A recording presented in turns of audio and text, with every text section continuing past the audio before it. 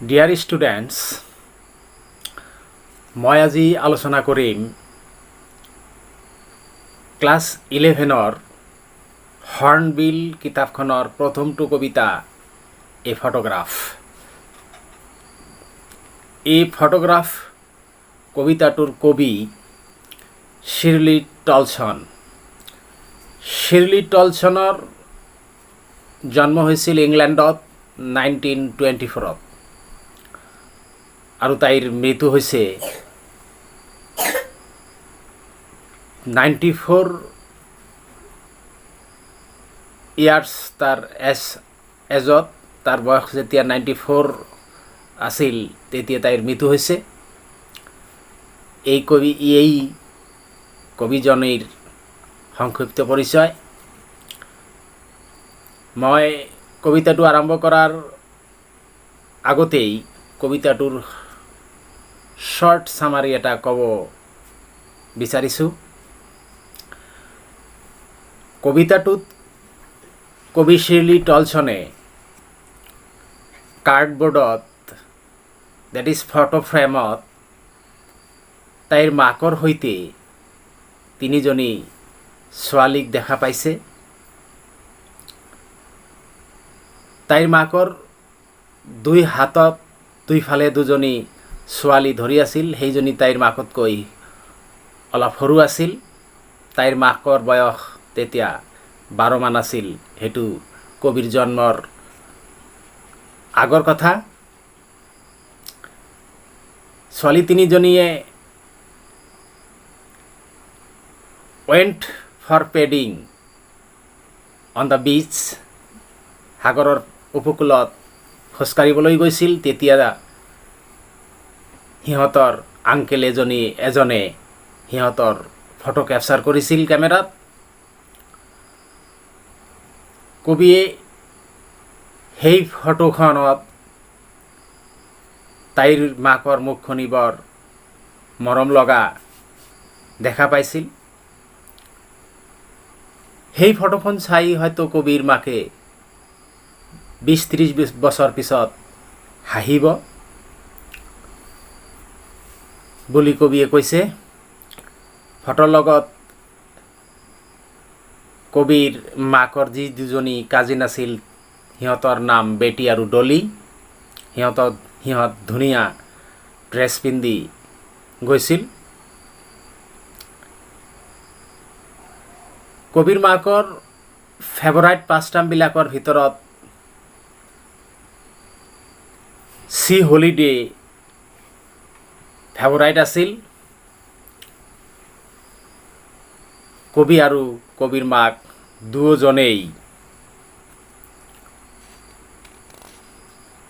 কিবা হেৰাইছে আমি কবিতাটোত আলোচনা কৰিম। কবিৰ মাক এতিয়াৰ পৰা 12 বছৰমান আগতে মৃত্যু হৈছে। যেতিয়া 12 বছৰ আগত মৃত্যু হৈছে আৰু ফটোখনত কবিৰ মাকৰ বয়স 12 বছৰেই আছিল। কবিৰ মাকৰ মৃত্যুত কবিয়ে গভীৰ দুখ পাইছে, কিন্তু ক'বলৈ একো নাই। কবি কেৱল নীৰৱতা অৱলম্বন কৰিছে। এইখিনিয়েই কবিতাটোৰ শৰ্ট সামাৰি। এতিয়া আমি আলোচনা কৰিম কবিতাটো লাইন টু লাইন অসমীয়াত। The cardboard shows me how it was when the two girl cousins went paddling.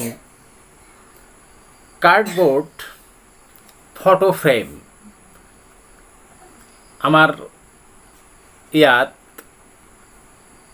ফটোবিলাক কাঠৰ ফ্ৰেম এটাত আগফালে আইনা এখন দি পিছফালে ডাঠ কাগজ দি পেলাই যেনেকৈ বান্ধি ৰখা হয় ফটোখন সুৰক্ষিত কৰি ৰখাৰ কাৰণে, তেনেকুৱা এখন ফটো ফ্ৰেম। কেতিয়াবা ইয়াক পিচবোৰ্ড বুলিও কোৱা হয়। দ্য কাৰ্ডবোৰ্ড শ্ব'জ মি।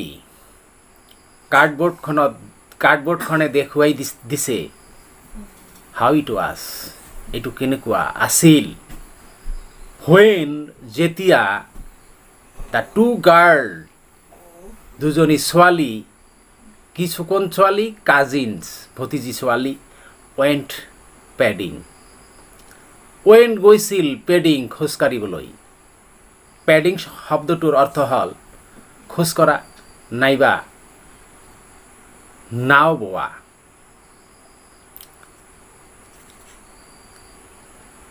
এনেকুৱা এখন খোজকাঢ়ি থকা ফটো কবিয়ে কাৰ্ডবৰ্ডত দেখা পাইছে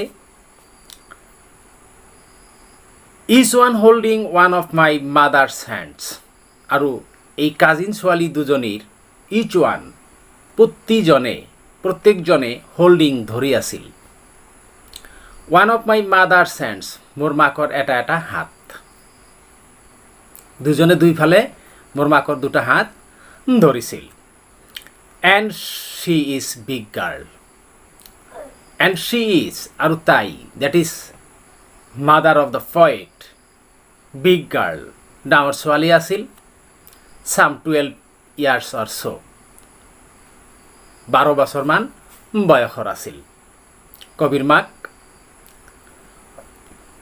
all three stood still to a smile through their hair all three এই তিনিজনীয়ে stood থিয় হৈছিল still স্থিৰভাৱে to a smile হাঁহি হাঁহি through their hair সিহঁতৰ চুলিবোৰৰ মাজেৰে সিহঁতে হাঁহি হাঁহি স্থিৰভাৱে থিয় হৈছিল at the uncle with the camera আৰু এই ফটো ক্যাপচাৰ কৰিছিল কবিৰ মাকৰ এজন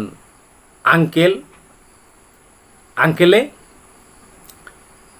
এই আংকেলৰ ক্যামেৰাৰ সন্মুখত সিহঁতে স্থিৰভাৱে বজ দি থিয় হৈছিল কবিয়ে এই ফটোখন দেখা পাইছিল কাৰ্ডবৰ্ডত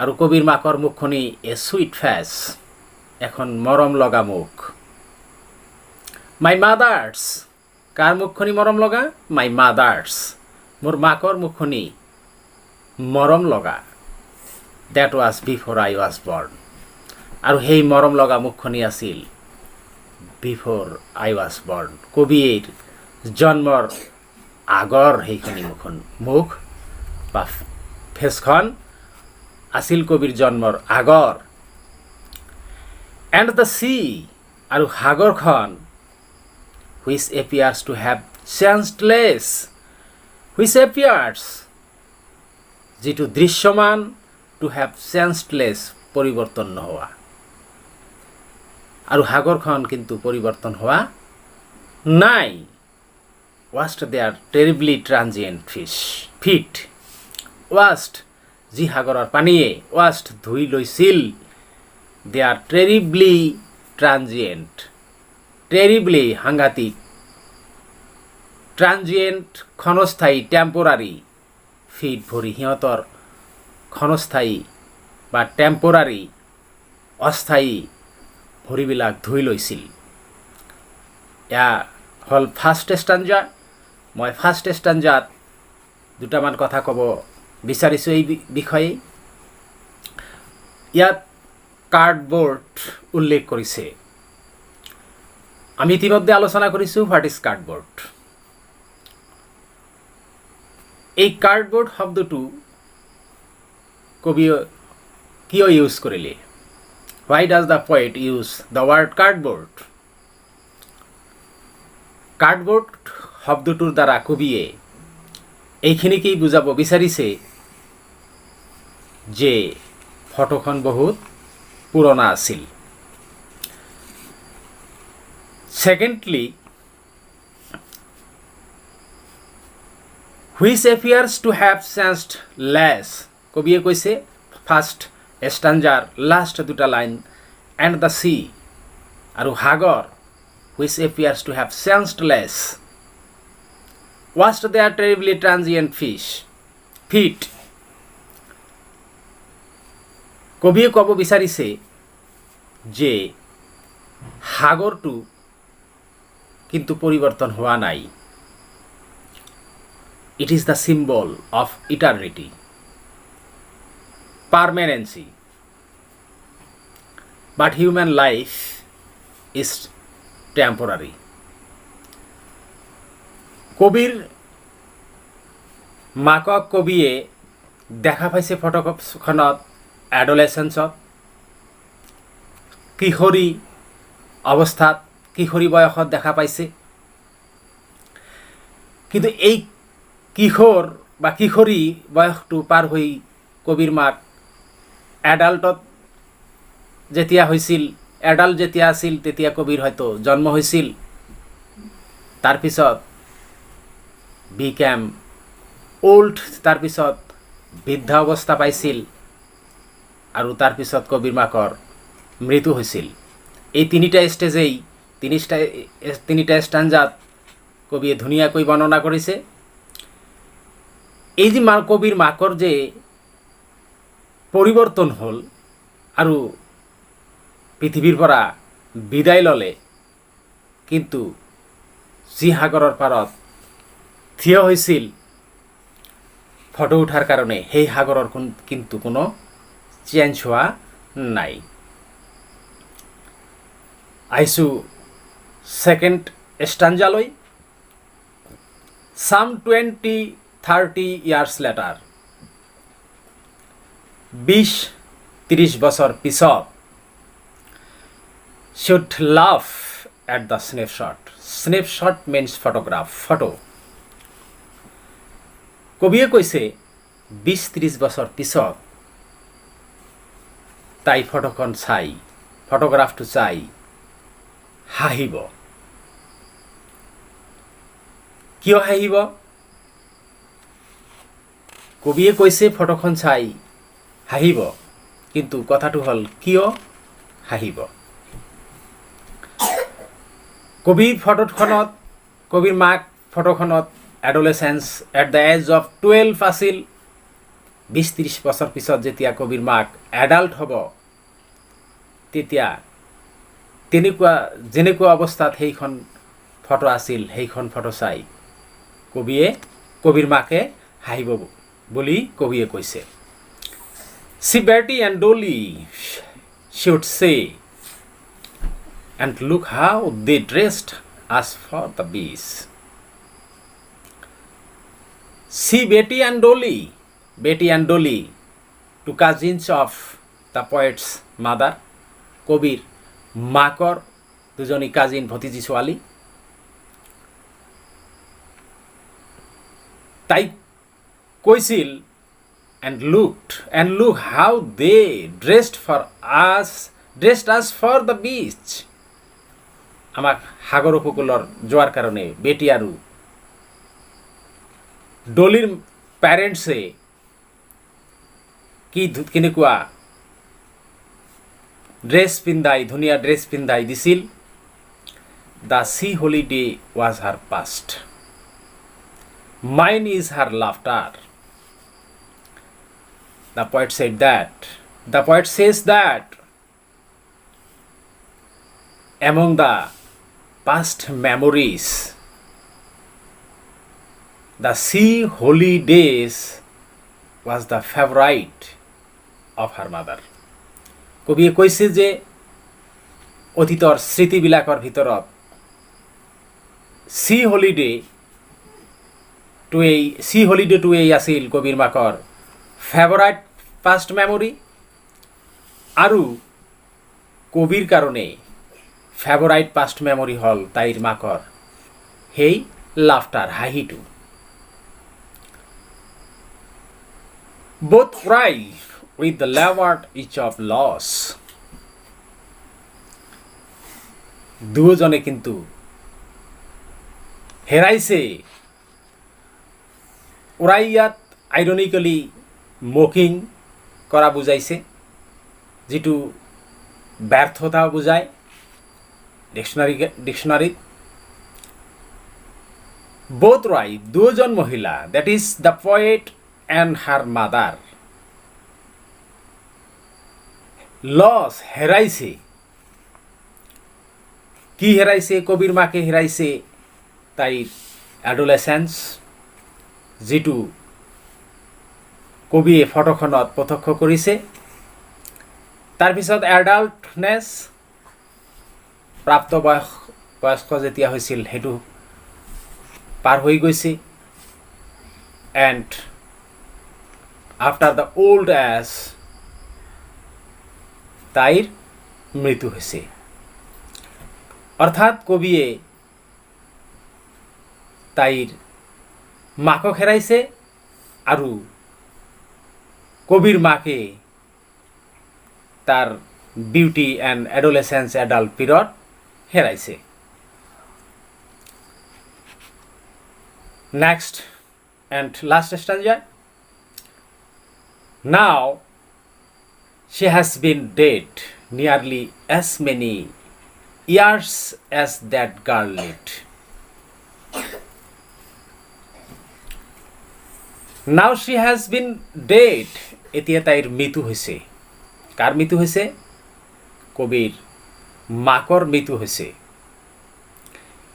Nearly as many years as that girl lived. সম্ভৱতঃ নিয়াৰলি প্ৰায় ফটোখনত যিমান বছৰ আছিল সিমান বছৰ আগতে মৃত্যু হৈছে। অৰ্থাৎ ফটোখনত বয়স আছিল কবিৰ মাকৰ 12 বছৰ।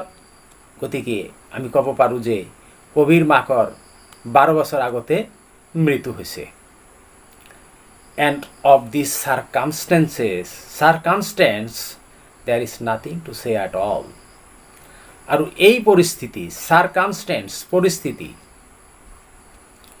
এই পৰিস্থিতিৰ বিষয়ে there is nothing to say at all. মুঠতে ক'বলগীয়া একো নাই। কিয় ক'বলগীয়া একো নাই? কাৰণ none can avoid death. কবিৰ মাকৰ মৃত্যু হৈছে, ইয়াত ক'বলগীয়া কবিৰ একো নাই। কাৰণ মৃত্যু সকলোৰে কাৰণে অনিবাৰ্য। কিন্তু কবিয়ে বৰ দুখ পাইছে। কবিয়ে বৰ দুখ পাইছে কবিৰ মাকৰ মৃত্যুত। আৰু কবিৰ মাকৰ মৃত্যুৱে কবিক ইটস সাইলেন্স, কবিক নীৰৱ বনাই দিছে। সাইলেন্সেছ। আৰু তাৰ ফলত গোটেই নীৰৱ হৈ গৈছে। প্ৰিয় ছাত্ৰ ছাত্ৰীসকল,